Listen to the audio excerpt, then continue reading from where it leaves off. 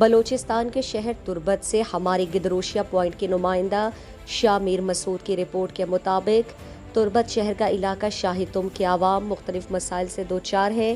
سڑکیں مختلف جگہوں پر ٹوٹ پھوٹ کا شکار ہیں۔ خراب سیوریج لائن نظام کی وجہ سے بارشوں میں عیدگاہ، مسجد روڈ سمیت مختلف گلیوں میں پانی جمع رہتا ہے، جس سے نمازی اور خواتین سمیت پیدل چلنے والے پریشان رہتے ہیں۔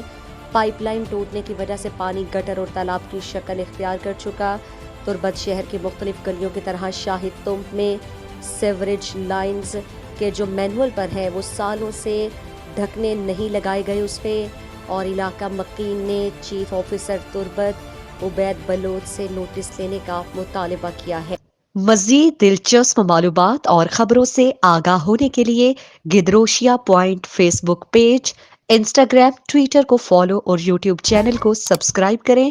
بیل آئیکن بٹن دبانا نہ بھولیں تاکہ مکران سمیت بلوچستان کی خبروں سے جڑے رہیں۔